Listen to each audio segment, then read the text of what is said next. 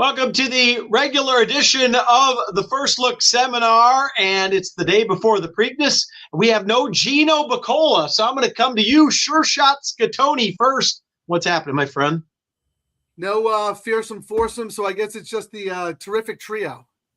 Right. All good. You know me, I'm all about those low takeout wagers. DoubleTroubleLive.com. $3 all turf, $3 late pick three, $5 late double. If you read my matrix today, you did pretty good. We had both the all turf and the late pick three.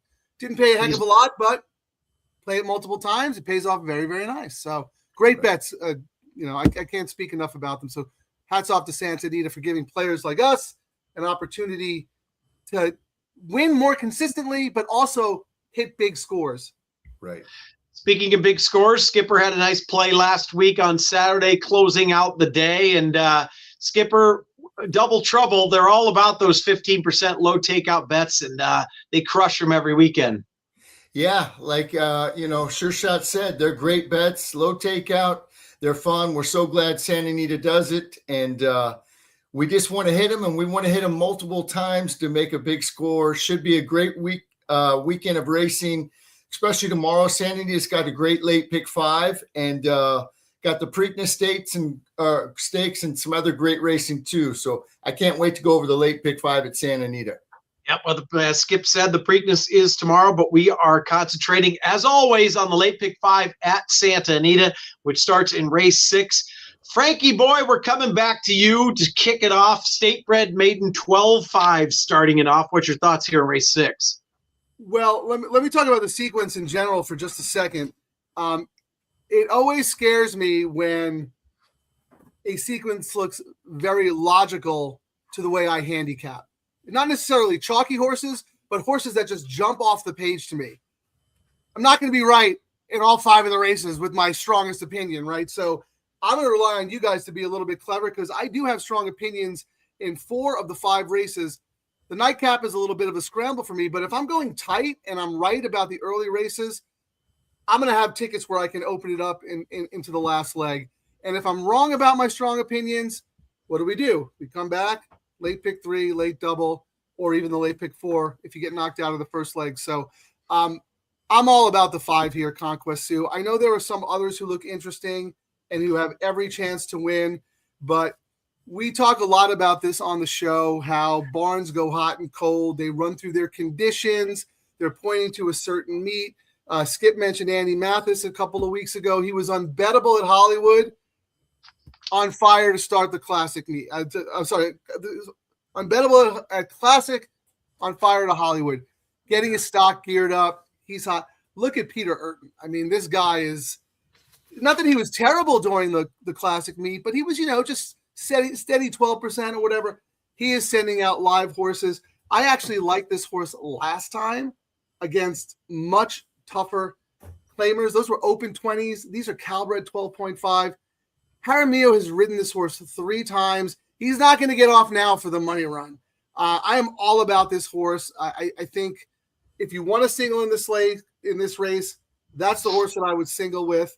And then, you can mention a couple of others, but like I said, I want to plant some flags here. And if I'm right, I'm going to get paid if I catch my bombs in the last leg. All right, Skipper. So Frank is all about the 5 Conquest Sioux 7-2 on the morning line. He likes those matrix. He's got a lot of A's singled on the 5 there. What are your thoughts here? Yeah, I'm going to use a couple other ones. 5 is definitely the top play for all the reasons Frank said. A couple others that I'm going to use on my ticket. I'm going to use the 1, Twisted Humor. Breaks from the rail again. Jesus Uranga claims this horse, and not only does he claims it, he claims it for himself. He does very well over at Los Al. These are Los Al connections. Hector Barrios is going to jump aboard, which I love. So I think he might be able to move this horse up. Jeff Bondi's a good trainer and stuff, but boy, he's had a tough go of it lately, winning at 4%. So I think the trainer change here will help this horse. 1's definitely going to be on my ticket. Another one I'm going to use is I'm going to use the 3, Cammie's Girl.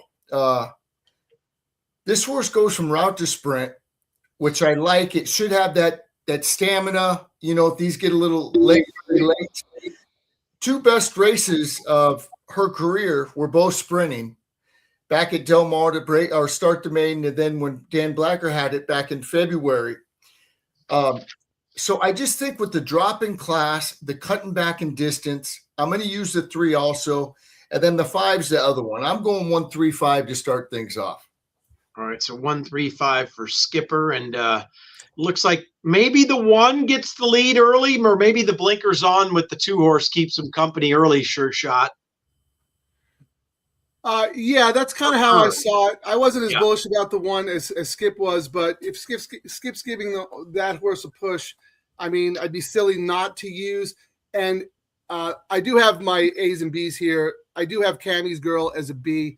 I think if the race starts to slow down late, she should be grinding away, super fit. And to Skip's point, I mean, those 2 sprint races are actually really good, and those are against Calbred 50s. I mean, this is as slow as you get on this circuit. So she has a huge chance as well. I'm not going to be stubborn. I'm on a single the 5 on most of my tickets, but I could also play backups to the 1-3-5 because I do have other potential singles later in the card as well. Skipper, we move on to race 7. We're going a mile on the turf here. Optional claimers, non-winners of 1. What are your thoughts in race 7? My top play in here is going to be the 5, Midnight Strike. Rosario won a few today. He's come out since he's moved back west. He's on fire. He's doing really good. That was a great move for him. This horse ran sneaky good last time. It was coming off a break. First of all, I liked the main breaker on February 13th. I know it got a great setup that day, but I love the way that this horse ran and finished. I like the breeding. It's a 5-year-old gelding. They gave it a little time after that. And it almost looked like, he had this 3-wide trip on the backside in the far turn. He was getting a little tired late, but not giving it up. And I like the way that he galloped out. I think he'll move forward off that race. He's come back and he's worked 3 times, the 25th, May 2nd, and May 9th. I love that. I love Rosario jumping aboard. And he galloped out actually with City Exile, who had trouble in that race, and actually galloped out a little bit better, I thought. So I think that horse will move up second off the break. I love Rosario getting aboard, and I love the price at 8-1. Another one I'm going to mention is the 1, Rearm John. Now, listen, this horse has won 3 out of 6. I know those were all sprints. With Ricky Gonzalez aboard, there's one thing to do, and they are going to the front, and they're going to see how long that they could stay there. So if the 1 gets loose, maybe gets a little breather, I'm going to have the 1 on my ticket. The price is 10-1. I got to use City Exile too. I don't like the price, but it ran really good. It bumped hard at the start, lost path, came galloping, came running, galloped out well. The horse that beat him in Midnight Strike is Call Me Corey for Hanson. And I tell you what, that horse goes fast early and just keeps going and gallops out 15 or 20 lengths in front of everybody. That horse could run. And so I love that race that both of those are coming out. So all that being said, I'm going to go 1-5-6 and try to get out of this race. All right, so 1-5-6, a couple of comments there. City Exile, Frank, 8-5 in the morning line. Tough. The horse likes to be the bridesmaid a lot in races with 7 seconds. And then Skip was saying about Rosario, I think sometimes not only the change of scenery, but it was right for somebody else to come out here, right? And I think it was a good move all around for Rosario to come out west. 100%. Sometimes, excuse me, sometimes you get into a little bit of a funk, you go through a little bit of a slump. And with jockeys, I mean, this is a fickle business. You're only as good as the last winner you rode. So if you start to go in a little bit of a slump, you don't get the calls anymore. Someone else is, come here, he's hungry. He's going to get good mounts. I mean, he's a fantastic rider when he's at his best and his head's in the game. He didn't come out here to be lazy. He came out here with renewed interest. I have no problem with Rosario. I do think it's a great move. But I want to talk about Midnight Strike for a second. As the great George O once said, Neil Drysdale doesn't win races. Does not win races. Let me tell you about the cafeteria story with a fish on a plate. Which, by the way, I've done a lot of shows. I've hosted a lot of shows. That will go down as my all-time favorite racetrack story ever, because not only was it hysterical, but he ends up hitting the pick six with his single in the nightcap. Yes. Yeah. Beating the Drysdale horse. But anyway, thank you for opening my eyes a little bit on number 5, Midnight Strike, Skip, because I looked at that horse a lot because I automatically gravitated to number 6. Not because I was being lazy, but because I see this race. If they run this race 10 times, I see the scenario happening like 8 times. Rearm John has no choice but to go, and that horse is a fast sprinter. But Paxa Wallop has to keep him honest, right? You can't let Rearm John get 5-6 lengths clear. So I think Paxa Wallop ends up doing the dirty work, pushes Rearm John. They go a little faster than they would like. I think they cancel each other out, and it sets up, in my mind, the way I see the race for a closer. And I think City Exile has, I would say Lahaina Flavor used to have the best closing kick in the race, but that horse is off form, a big question mark. City Exile, in my opinion, has the second best closing kick in the race. I know the horse needed restricted starter foes to get the third win, but this horse is always right around the wire. I know Papa's cooled off a little bit, but he's still winning races. JJ takes the call. I agree with Skip. I'm not crazy about 8-5, but I think that horse is a very, very likely winner. If it's not that horse, then I really believe you can make a case for a lot of these. I won't, but I will mention number 2, King of Clubs. That horse is a price play for me. He's a 5-year-old coming off a very long layoff. Mark Latt is one of the best trainers, in my opinion, ever to bring a horse back ready to fire fresh off the bench. Now, typically, he's much better with his sprinters than he is with his routers. This one might need one. But if you go back and look at those 2 Calbred victories, this horse is coming home in 11 and change and 23 flat. And Pratt was riding, and Pratt wasn't riding any tomato cans. He was always on good horses. So I think that horse has sneaky ability. I'm willing to forgive the race before he ended up hitting the bench. Something went wrong. He wasn't bet. Lahaina Flavor beat the horse. I just think if Glatt does have this horse ready to run, that horse could be the sneaky upset in this field if the race unfolds the way I'm envisioning. All right, so Frankie's a 2-6 or Spreadsville, and as we move on to race 8, Frank, we're coming right back to you. Another maiden 12-5 state breds once again in race 8. What are your thoughts here? Oh, this is a tough one because it's all about number 7, right? I mean, this horse will probably be 3-5, and it's sink or swim. I've bet this horse in the Calbred maiden special weight ranks. How can I not bet this horse taking the precipitous drop? If Kimura or somebody else were still, on this horse, I'd be like, all right, well, O'Neill, just to give away whatever. I think O'Neill just wants to get a win. I know he had a win today, but coming into today, he was in a little bit of a slump, right? He had a terrific classic meet, a little bit of a slump on the win end. His horses were firing 3 seconds, 7 thirds, but before today, coming into this, he was 4%. Sometimes you just need a boop and a blast, as they say in baseball, right? You just get somebody on base, right? I know he got a win today, but I think he entered this horse and dropped this horse for that reason. Let's get a win. Let's get the positive momentum going again. And look who he goes to. He goes to Jaramillo. I don't think Jaramillo is going to ride this horse if the horse wasn't well-intentioned today. But I'm not telling you – I mean, look, the horse is even money on the morning line. This is not groundbreaking information. I will most likely single that horse, but if you want some alternatives, I would look at the 4 and the 5. The 4, really solid debut. This horse ran in a maiden special at Turf Paradise. I know those aren't the toughest races in the world, but running for 12-5 today, the way she did it at Turf Paradise, it's not how a 12-5 horse runs. She made a nice move. She finished up strongly. She won going long on turf at first asking. That's not an easy thing to do for a classy horse, let alone a horse that is now running for 12-5. I think Marquez is not messing around. He's just like, look, let's get a win. If someone claims her, great. We have a nice little payday. Let's put up Ricky, put her in the race, and see what happens. And then number 5, Waiting for My Cue. Again, another, this is a dropper. Powell takes over for Wright.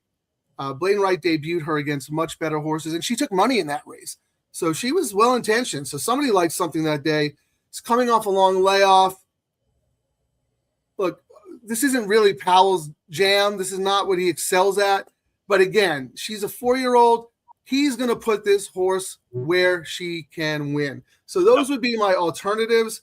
But gosh, I'm dying to hear what Skip has to say about the 7, because if Skip's all about the single here, I'm not going to waste my time on the other horses. Yeah, so 7, 4, 5, and as you said, O'Neill's had a rough go of it. He did have a very impressive win by a 2-year-old first timer today for Purple Rain Racing, which is the Bus family. But maybe that got him. Sometimes it only takes one, Frank. The light bulb goes back on. Hit the blast. Yep. Skipper. Yeah, Jaramillo getting aboard this. All systems are probably go, right? They have a great percentage with one another. He rides all O'Neill's live ones, but I just can't do it. I mean, you don't trust the horse. Yeah. I don't trust it. Fair enough. When he goes from maiden special weight to maiden claim means he wins 30% of the time. So maybe I'm overthinking this, but I love when they go turf to dirt and route to sprint. So the 4 and the 7 are definitely going to be on the ticket. I just, the 5 is a 4-year-old. I know Frank's a big looker in that 4-year-old, especially earlier in the year. Now we're getting, the middle or whatever, but not quite. But anyway, so I just don't trust the 7. So I'm going to go 4, 5, 6, 7, and 8. I'm going to mention the 6 because Frank didn't mention that. This horse looks terrible on the form. Los Al, they betted a little bit. Ran terrible, got beat a mile. Last time reared up, lost the rider at the break. They didn't bet it that day. But, Peter Miller's been kind of heating up. He was kind of on a cold streak. I mean, he's not on fire, but his horses are running well. And this horse gets first-time Lasix. So I don't know if it's a bleeder or what, but the Lasix has got to help this horse. So I like the workout pattern coming back. It hasn't missed a beat in the morning, the 11th, the 18th, the 25th, the 2nd, the 9th. I got to use that one. And then the last one, I'm going to use the 8 horse. This horse gets off the rail for Vladimir Serin. They bet it that day. It was 3-1, was a step slow, moved up, and kind of got tired. That horse has come back and hasn't missed a beat in the mornings. I'm hoping it will prove, drop down in class, going from inside to outside. I don't trust the 7. Maybe I'm overthinking it, like I said, but I'm going to go 4, 5, 6, 7, and 8 in here. Because I think if you beat the 7. Yeah, I mean, that's the key to the whole sequence. Right. Like, you open everything up if you beat the 7. The 7 is going to be a single on so many tickets. Right. And if you have any doubts about the horse, you have to try to beat the horse. So, I mean, I'm hearing everything you're saying, and I agree with you on all the horses. I actually had the Peter Miller horse as my 3rd B, but my only comment was you just have to treat that horse like a first-time starter. Pretend those races never even happened, right? But it's hard for me to know. I'm not a big workout guy, but you do have that bullet at San Luis Rey, so that's interesting. Right. And maybe this horse is live. Peter Miller doesn't put a Hernandez; he puts a Baguiar because he wants everybody to forget about the horse. Right. So it could be sneaky, very sneaky. But it all depends on what you think of the 7. Let me ask you this. What do you think the 7's final odds are going to be? 3-5? Yeah, I think so. 3-5 at the most, right? 2-5, 3-5, probably. Yeah, I'd say about 3-5, 1-2. Yeah, I think so. Yeah, just because, I mean, you really have to read between the lines on some of these other contenders, right? There's no super obvious one as an alternate, right? Because you have the Turf Paradise horse, you have the Powell horse coming off a long layoff.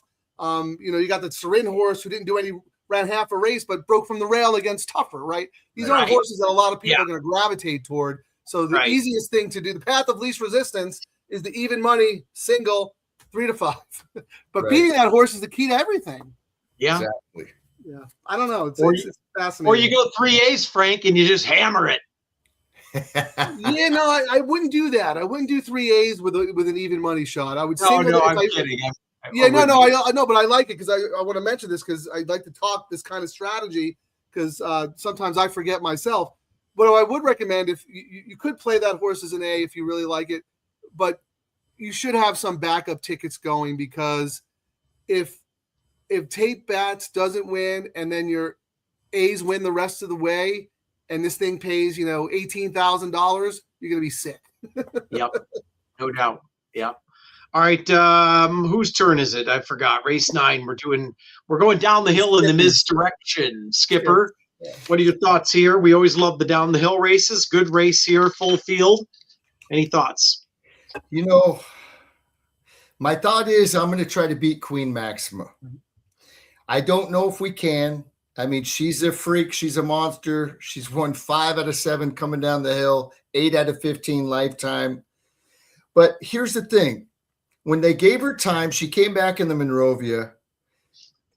I mean, she didn't have trouble. She broke from the rail, but it was only a 6-horse field. She got beat 2 lengths. Maybe that was a prep going into the Churchill Downs race, but I don't know. Well, she's fine. I'm sorry to interrupt, but that was the race where they had introduced new protocols where they had to go over the dirt. So yes. JJ didn't realize that. So he went all the way up to the gate and they said, we're going to scratch you unless you go all the way back down and go over the dirt again. So I don't know if that's an excuse or not, but Mullins did make a point to say that, she walked 3 miles before she got to start. Right. Yeah. So I don't know. Then she goes to Churchill. She didn't have any trouble. I mean, I know that was a much, much tougher race, but now she comes back. She hasn't worked. It's kind of quick coming back. So I just think that's a big question mark. And this is another one that people see 4 to 5, the public. Guess what? They're going to try to single these horses. I mean, no doubt. The general public, the handicappers, these are the ones we're trying to beat. So I'm going to try to beat her. I almost want a single Spirited Boss. Yes. I love the way that she won.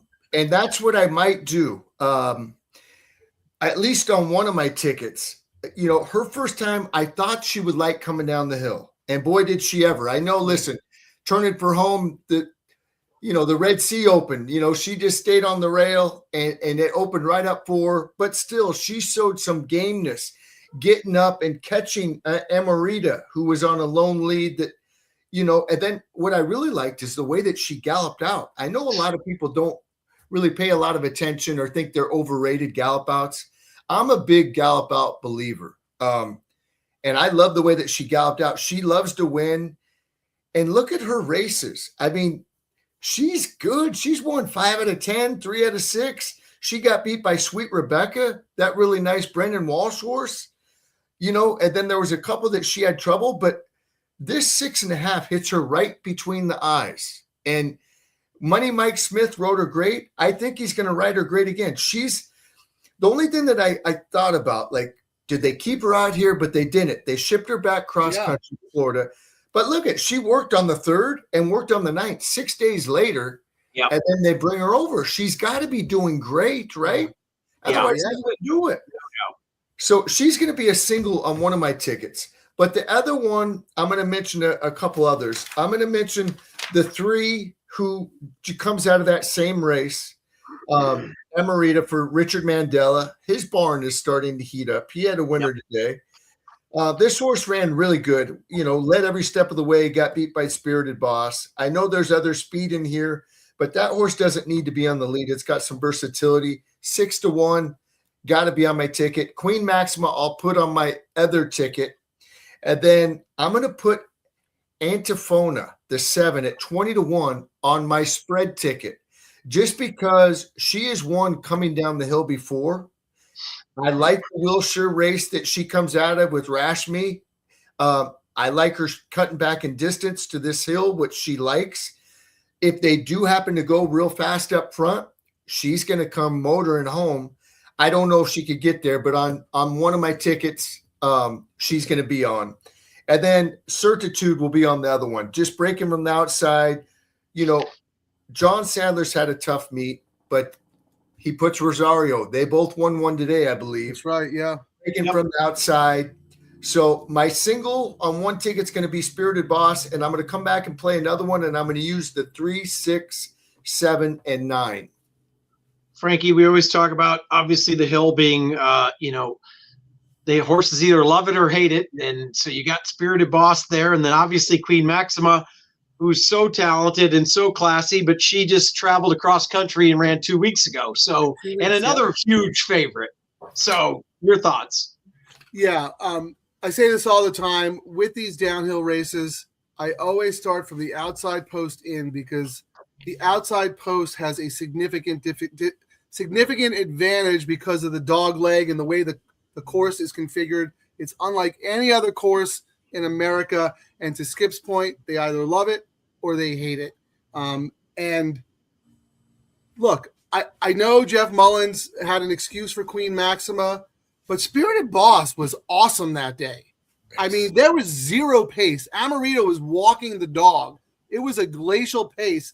She was in last place, 4.5, and she still closed into slow fractions. Not only did she close, but her come home time is ridiculously fast.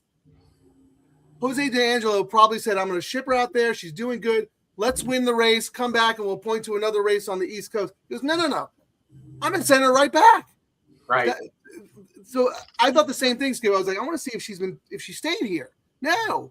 She went back, and then he's like, no, I'm going to send her back because she's doing great. She loves this course. She exploded. She won a career best. She's a 4-year-old filly. She still has upside, in my opinion. And the way she ran down Amarita and galloped out after that, I think there's plenty left in the tank. You got Mike Smith from a good post. I think there is much more speed in this race than there was last time. So she's going to get an even better setup. I agree with Skip. Amarita does not need the lead. If you look at her Senorita, she tracked the pace and powered home. So she probably didn't want to be on the lead that day, but there was nobody else who wanted it because they were going so slow. So I'm not going to fault her for getting run down.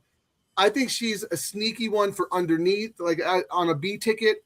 I am absolutely singling Spirited Boss. I'm going to use Amarita on a B ticket. I looked long and hard at Antifona because if there is a quick pace, I thought that horse would probably benefit the most because she's got a decent closing kick. I ended up making her a C contender, but I will upgrade her based on Skip's push. And now we get to Queen Maxima. Look, if she runs her race, she wins. There's no doubt about it. But, okay, Mullins makes the excuse. She had to go up, down. She wasn't happy. She had a break from the rail, blah, blah, blah. Okay, I buy it. Fair enough. But then she went to Kentucky. Much tougher race. Yes, 5.5 was probably too short for her that day. But, like, the only horse who was more disappointing that day was, like, She's So Spicy. Like, I was so surprised. To me, it didn't look like Queen Maxima was ever going to win. Mm-mm. Now, Mullins said she finished up well. She came out great. She's hardly got anything out of that race. Like, she's ready to run. You don't see quality turf horses run back in 2 weeks. I mean, that's pretty quick for a turf horse. So if you want to try and beat her again, I think this is a very good time, especially at 4 to 5. And look, yes, we can make excuses for those 2 races, but she's a 5-year-old mare. And when I always call it, when good mares go wrong, like once they decide they don't want to compete, that's it. There's no changing their mind. I'm not saying that's the case here, but those were 2 of like not great races. Yes, you can make excuses, but what if they're not really excuses, right? At 4 to 5, I think you absolutely have to take her on. And I love Spirited Boss. I mean, I don't think Spirited Boss will be 5 to 1. I think she'll probably be more like 2 to 1. I mean, I don't know. What do you guys think? I'm going to say 3-ish. Yeah. 5 to 2, 3. Yeah. I was going to say about 3 to 1. Yeah. Yeah. I was surprised the morning line was that high because she just beat, half the field. Yeah. She looks no worse for wear here. But anyway, I think, if you could beat Tate Batts and Queen Maxima, what looked like a very formful sequence now is chaotic and could pay exponentially more than you could imagine. So I'm with you, Skip. I think you got to try and take her on, and if she wins, tip your cap. Right. Yeah. Well, a lot of questions are going to be answered tomorrow with Queen Maxima, as you said, as far as how if she's turned the corner or if she's gone bad. And you know what I mean by that, like Frank mentioned. And also, Spirit of Boss kind of reminds me of last week, and I can't remember the 5 horse that everybody had a huge push on that won at 9-2. Gino loved. You guys were all going to single. Was that one? What are you talking about? The 6 Marjoram, the Judmont horse? No, on the grass, or maybe it was at the week. I don't know. Well, everybody loved the horse. It was. I thought it was Marion Cross. Was it Marion Cross? Yes. Yes. Yes. Yeah, I think she's actually she's in this race. She's the one horse in this race. Yeah, she's the one horse in that race. I don't like her today though. Oh yeah. Maybe I don't know. You guys loved her though, and that was great. All right, Chappie, we give out so many winners here. It's really hard to keep track, man. It is. Yeah, I can't think of my name from yesterday, let alone this horse is back in the race already. All right, let's move on. Frank, we're back to you. We're closing out with a very nice 10-horse field, a mile on the turf, state breds once again, maiden special weights, and fillies take the stage here. What are your thoughts? Yeah, like I said earlier, if I can be tight in the beginning part of the sequence, I really want to spread in this race. I know the 10 is, obvious on figures and form, but I don't know, doesn't really excite me. Number 8, All in the Game. Again, you got an 0 for 6 maiden, you got an 0 for 7 maiden. Not horses that I really want to trust. You got 2 first-time starters in here. I will be the first to tell you that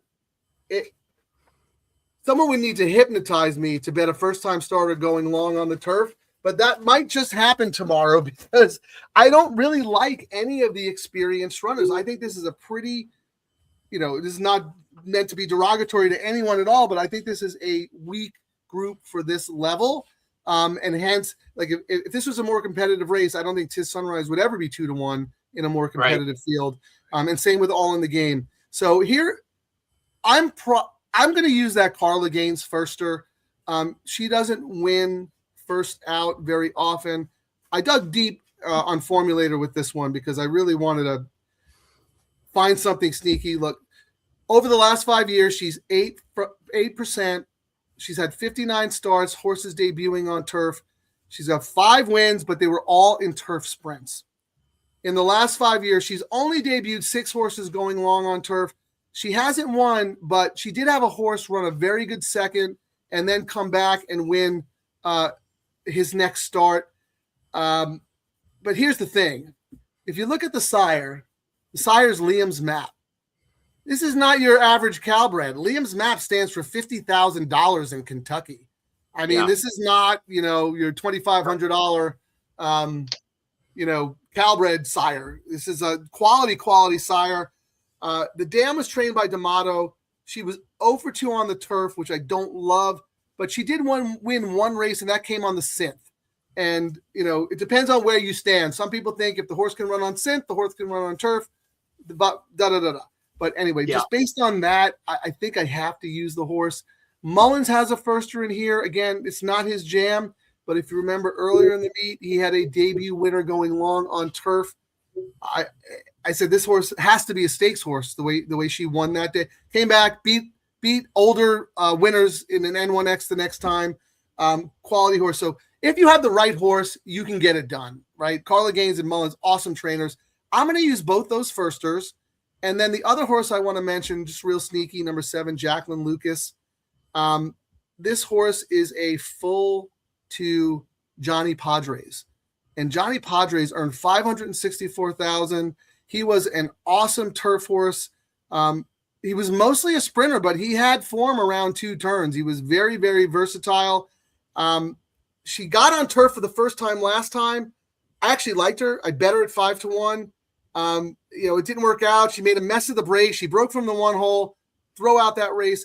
Again, sprint around on turf, not really Miati's game, but with the right horse, fine. But what I really like, and I almost tweeted this out, but I said, you know what? I'm going to save this for the show. If you're watching the show, you get a little proprietary nugget of wisdom.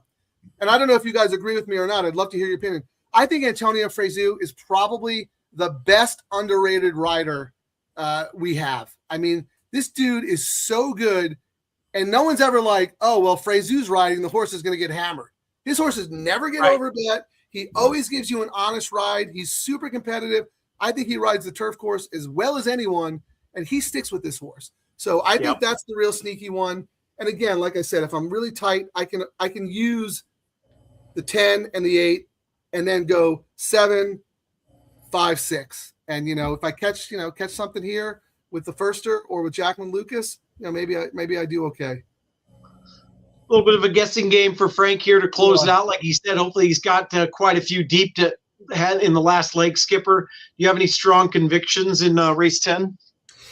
Yeah. The ticket that I went against Spirited Boss or wasn't going to single, I'm going to single the 10 Tis Sunrise here. And here's why. I usually don't like doing that with these types of horses. Always kind of seems to run the same race, right?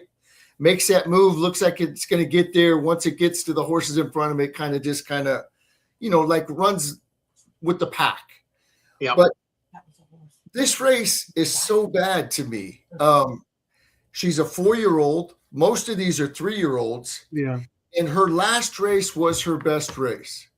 Pure Chaos came out of there. I love Pure Chaos coming back, and it won a couple Saturdays ago. And I loved it that day. It came back, so that makes the race look better. 3 horses came out of that race and won. So that's a key race. And I love that. I love betting horses coming out of key races. And on my notes, I put she was right there. She was on the rail, had to pause on the far turn, finally got out, finished nicely outside with a good gallop out, comes out of a key race. And Pipey, all his horses right now are running. Yeah. I believe he had 1 or 2 winners today. I think she's the best of the bunch. So on one ticket, I will single where I spread in the 9th. And then the race that I single Spirited Boss, I'm going to use the 7 for all the reasons Frank said. Breaking from the rail, first time on the grass, steadied at the break, improved out that, should like the stretch out, 3rd race off the break. All in the game is back against Cowbreds, back on the turf, back going long. The all in the game is going to be in. First Light is going to be on my ticket. The firster for Carla Gaines. There is a little hiccup in the works, but she's still come back from February 8th to March 1st. She's come back with 7 works. So the breeding is good. Liam's map, for all the reasons Frank said. Carla Gaines, look who jumps aboard, Joel Rosario. I tried to like the 5. I watched one of the works, and I did not like it. So I'm going to pass on the 5. And then the only other one that I'm going to use, which I don't like, but maybe putting the blinkers back on, maybe stretching this horse out to 4, Melba Montgomery. This horse kind of looks like it just kind of has a 1 pace. So maybe the 2 turns will help her out. But my top play is the 10, and my backup ticket is going to use the 8, the 7, the 6, and the 4. And here's where Gino would have jumped in and told us all about Melba Montgomery, but we don't have that information today. He did on the go back to the previous show and watch. Last time this horse ran, I believe he knew. Yeah, I think we talked about Melba Montgomery. I think when she was a first time starter, I think she was on the show. Okay, but I can't remember who she is. Great. Yeah. Well, remember next weekend we've got a huge weekend, Memorial Day weekend. Lots of stakes races, lots going on Sunday. We've got the Corgis. On Monday, Memorial Day, after the races, we've got the Folds of Honor poker tournament, which is always terrific. Frank, you should come out and join us. Skip and I play every year. It's a great time. So look out for next weekend. Of course, we will be back on Friday next week. So and stay tuned. Watch Double Trouble live. Frank, what's the schedule this weekend? Yeah, we're doing Saturday and Sunday shows, both Santa and Anita.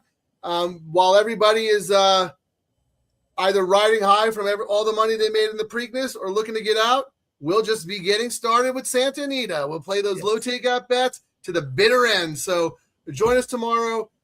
You can subscribe on our YouTube channel at doubletroublelive.com. And if you want to find out our weekly schedule, lowtakeoutbets.com. I love it. Catch them tomorrow and then catch us again next week. Gentlemen, thank you. We'll see you next Friday. Have a good weekend, everybody. All right. Thanks, guys. Good luck, everybody.